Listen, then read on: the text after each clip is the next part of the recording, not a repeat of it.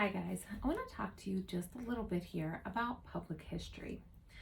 Now, you guys were to have read chapter 1 introducing public history for this week.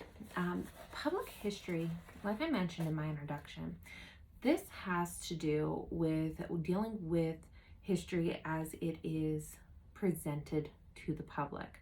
So when you're thinking of a public history exhibit, I'll give you a couple listed off the top of my head here for those of you in surrounding areas.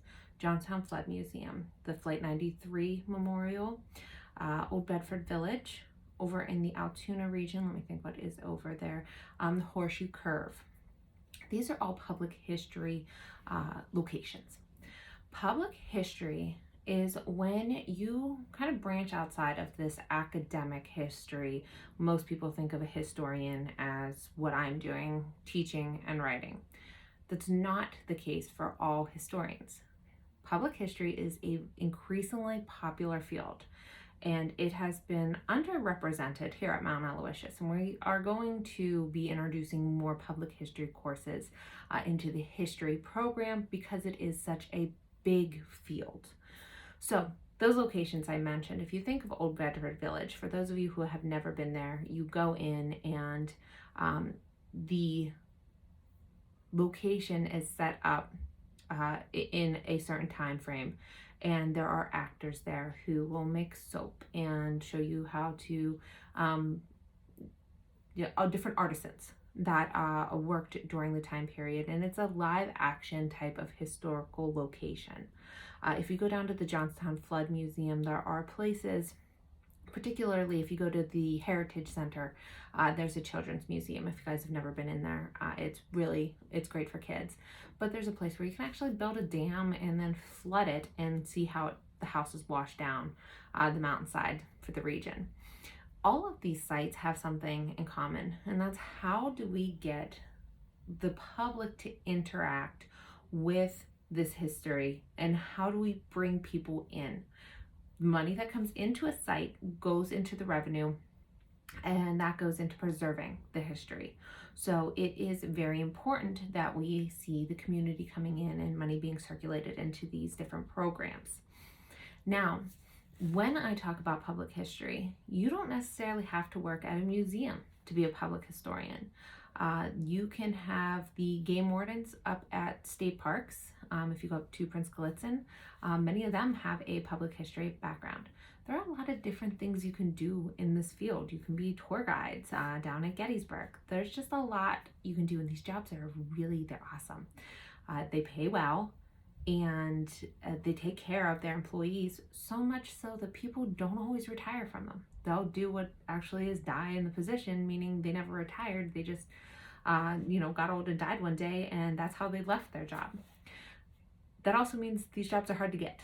It's hard to get into these, but when you do, it's obviously worth it if these people are not quitting and they're just working their entire lives there. So it's something that you guys want to consider, and at least research, and I want you guys to be aware of it. Being an archivist too is another realm within this public history field. For those of you who have not been in archives, archival work is really fun. It definitely, you get to hands-on work with these old documents that, maybe from the 1700s. And there's different ways of preserving them, and you have to be cautious on how you touch them and how you store them. And it's an art form, really, but it's a really fun thing to go dig through these boxes. It's a treasure hunt, basically. So if you get the opportunity to go this semester into any archives, always go through and just kind of mill around the best you can if they'll allow you. Some places are very strict with it. Some places will allow us to go in and look. But public history, again, it is getting the public connected to that historical event. So there's some different things that we need to keep in mind.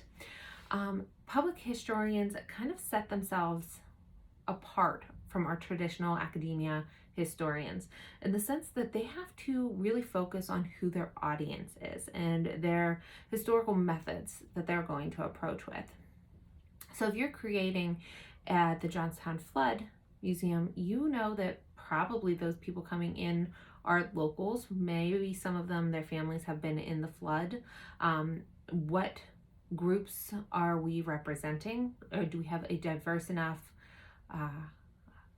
attraction that it's going to bring outside people in to this museum to see it? We also see that they have to collaborate with other individuals. They want to work with the public, obviously, but then they also have to work with stakeholders or different people who are putting money into these programs. The state may inject some money into it, but then the Johnstown Flood Museum might be also sponsored by UPJ. I don't know that it is. I'm just giving you a reference. So then you have to be concerned with what UPJ would want represented within that realm.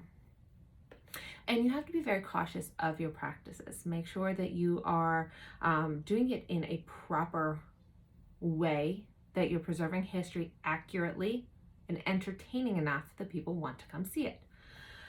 So when we think of who is the public and really what's their relationship with the past, that makes it a little more challenging in this field. You have to take into consideration that, in the case of the Johnstown Flood, the 1972 flood, a lot of people around here lived through it. So when they go in there, they want to see that it is accurately represented. They want to see that their, ethnic, their gender, everything is represented. So you have to come up with a very creative way about going along with this in itself. The public is going to trust, the authorities on whatever topic you are looking at. And that means that they're going to trust that the museum is accurate.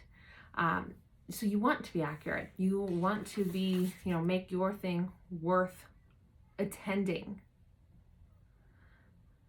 And then we have a look at how are we going to make sure it's entertaining but educational. That is a very difficult line to cross whenever we are looking at public history. We want something that will engage people and will remain factual. So there's a few things that are actually quite challenging within this field. Public history is a really fun field, and a lot of it's common sense whenever you actually start studying it, see what it represents, and look into how you can improve sites.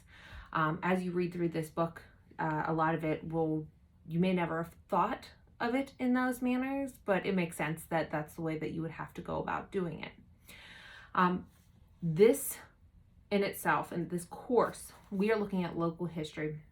We are going to be looking in archives. We are going to be listening to oral histories. On the Johnstown Flood Museum, there is a list. You guys can actually go in and hear different interviews of people who had experienced the flood firsthand. I'm going to have you guys do a oral interview with somebody, and we'll talk about who and what subject it has to pertain to a little bit later.